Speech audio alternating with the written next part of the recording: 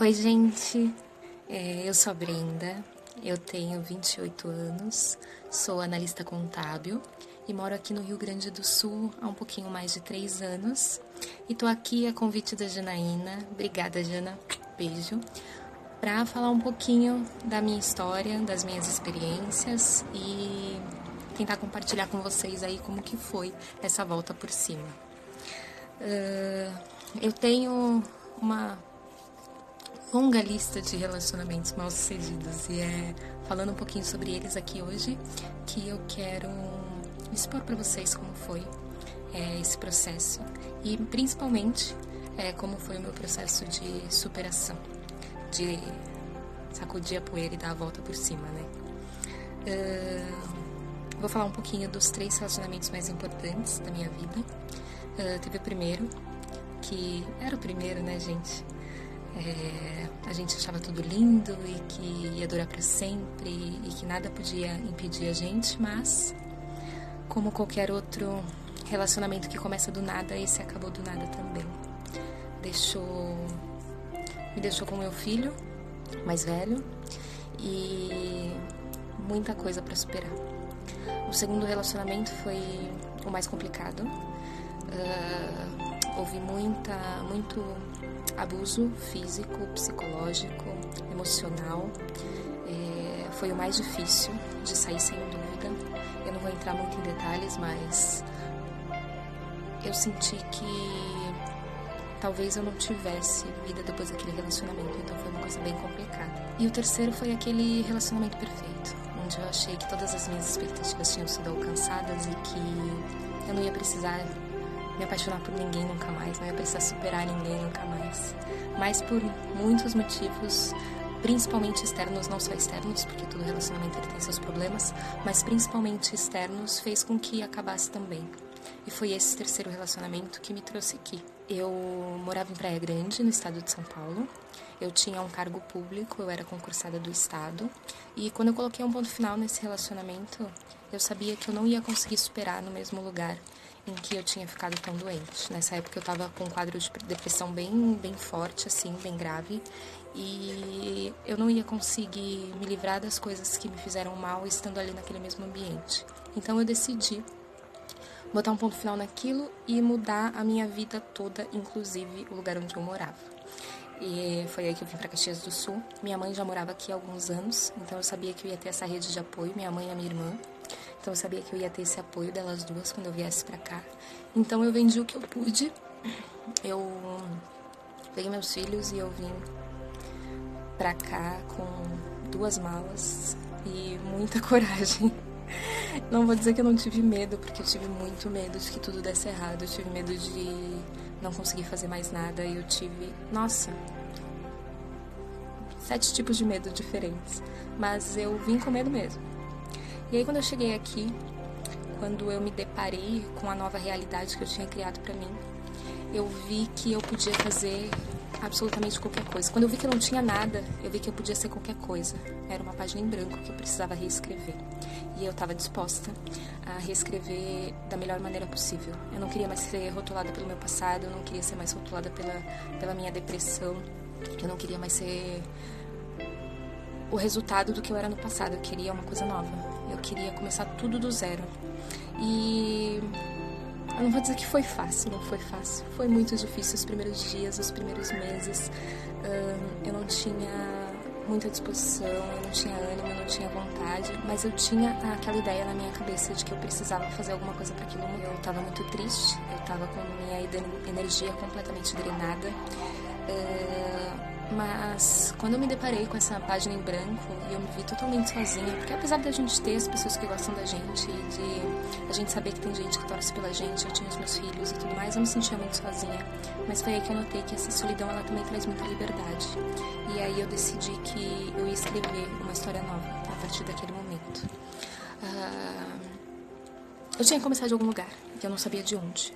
Eu precisava de um emprego, eu precisava de uma casa, eu precisava de dinheiro, do material, é óbvio, mas eu precisava estar bem também. Sabe aquela história da aeromoça quando você vai voar, e ela faz aquele anúncio no início, que se houver despressurização no avião, primeiro você coloca a sua máscara de oxigênio e depois ajuda os demais, né? Então eu sabia que eu precisava estar melhor. do que eu estava antes, para poder seguir com a minha vida e para poder dar uma vida melhor para os meus filhos e para as pessoas que estiverem ao redor de mim, independente de qualquer coisa. Então eu comecei a fazer coisas simples. A primeira coisa foi buscar vídeos no YouTube de meditação e yoga. E beber água. Por incrível que pareça, eu não bebi água, não sei porquê. Parece engraçado, mas meu primeiro grande feito foi beber água. Você já bebeu água hoje? Vai lá beber água. Nos dias e nos meses que se seguiram, eu busquei viver só o presente. Só aquele dia. Então, quando a agonia era forte demais, eu me agarrava à responsabilidade de ser mãe, e aquilo me dava o fôlego que eu precisava pra viver só mais aquele dia, tipo Alcoólicos Anônimos mesmo, mais 24 horas, e é tudo isso que eu tenho, e é só isso que eu tenho, e é tudo isso que eu tenho.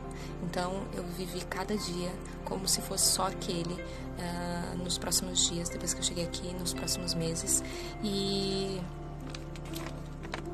isso tudo mudou a minha mentalidade, a minha vida de um jeito, assim, deu um glow up. Em um mês eu estava empregada. Eu já tinha alugado meu apartamento. O meu apartamento tinha uma cama, um fogão, uma geladeira, mas era o lar mais acolhedor que eu já tinha visto na minha vida. Então realmente foi uma coisa muito boa que aconteceu. Não que depois disso tenha ficado tudo muito fácil, muito pelo contrário. Os 2 anos seguintes, 2 anos, foram anos de muita peleja. Anos de muito trabalho, não só trabalho, mas trabalho. Tive que trabalhar minha mente todos os dias, tive que trabalhar minha autoestima todos os dias, tive que trabalhar minha energia todos os dias, porque toda recaída parece que te leva de novo pro fundo do poço. E é sobre isso, eu acho que é sobre autoestima, é sobre o amor próprio. Mas quando a gente fala de amor próprio, tem muita gente por aí falando muita coisa sobre amor próprio, né? Você pensa, eu preciso ter amor próprio. Aí você entra lá no Instagram, tem 1 milhão de blogueirinhas falando, você tem que amar você do jeito que você é. Só que isso não é verdade. Quando a gente tem amor próprio, a gente reconhece os nossos defeitos, a gente reconhece as nossas limitações. E não é que eu goste do que não é tão legal em mim, é que eu aprendo a não me culpar por não gostar disso. Então, vou dar um exemplo aqui bem banal, assim, por exemplo, se eu não gosto do meu cabelo, e aí eu vejo todo mundo falando que eu tenho que gostar do meu cabelo do jeito que ele é. E aí eu olho no espelho quando eu chego em casa e eu não consigo ver isso, não consigo gostar. Isso gera muita frustração, isso gera muita culpa, e isso é só uma armadilha, mais uma armadilha das redes sociais, que a gente não pode confiar em tudo que a gente vê. E quando você aceita que você não gosta daquilo e que tá tudo bem não gostar daquilo, aí sim que você pode começar a trabalhar naqueles pontos que te causam insatisfação. Não só a aparência, tá, gente? Eu dei um exemplo bem superficial aqui, mas isso se aplica a todas as coisas na vida da gente. Você deve sim se amar, mas você não precisa se culpar se você não consegue fazer isso agora. Dê o seu tempo de aceitação e depois vai trabalhando nessas coisas, nesses pontos que você acha que você precisa melhorar. Eu não vou dizer que eu não deslizei. Eu deslizei muitas vezes. Teve dias que eu não quis sair da cama. Teve dias em que eu não saí da cama. E se você está passando por isso, provavelmente você vai ter dias assim também. Mas procura fazer alguma coisa que você gosta. Sei lá, põe uma música. Mas não vai me colocar Noites Traiçoeiras do Padre Marcelo Rossi, que tu vai desidratar de tanto chorar, né? Põe uma música animada aí. Não gosto de música. Acende um incenso, brinca com o cachorro, vai aguar aquela planta que tá 6 meses na sua cozinha, não vê uma gota d'água, não sei. Faz alguma coisa pra mudar essa energia, pra te fazer ficar mais presente, pra te fazer ficar mais em você mesma. Porque toda essa energia que fica estagnada, quando você não trabalha, sua mente, o seu corpo, toda essa energia ela fica estagnada. Então, energia parada é energia densa. Então, bota tudo isso pra se mexer aí, aproveita e rebola junto. A Jana sabe que eu sou a doida das poesias, né? Então, eu queria terminar esse relato aqui pra vocês com um textinho muito bonito do Igor, desse livrinho aqui, ó, desse livro maravilhoso, que eu acho que resume bem o que eu tô querendo dizer pra vocês. É assim: uns pensamentos aleatórios, como quando me senti amado e foi bom, quando percebi que era meu próprio amor que era bom, quando o seu amor tentou ser bom. Mas eu já tinha experimentado o meu próprio e todos os outros amores parecem e pareceriam e parecem pouco, quase nada. Não porque eu não aceite ou não queira recebê-lo. É só que nenhum amor conseguiu até hoje me olhar com calma, serenidade, paciência e afeto. Porque afeto é coisa quase sagrada. Longe de qualquer mínima sensação que eu tive ao esbarrar no seu amor. Que continua sendo amor, não menos que isso. Mas que não preenche, não faz vazar pelo corpo. Não me dá garantia de seguir no mundo. Mesmo se o meu próprio amor, um dia me faltasse. Então é isso, gente. Trabalhem pra vocês. Trabalhem vocês para vocês. E acredita, vai passar. Eu espero que alguma coisa do que eu disse aqui tenha ajudado você a refletir e que te ajude a passar por isso. Não se esquece que tu não tá sozinha e que nós somos a esperança que nunca morre. Beijo, se cuida.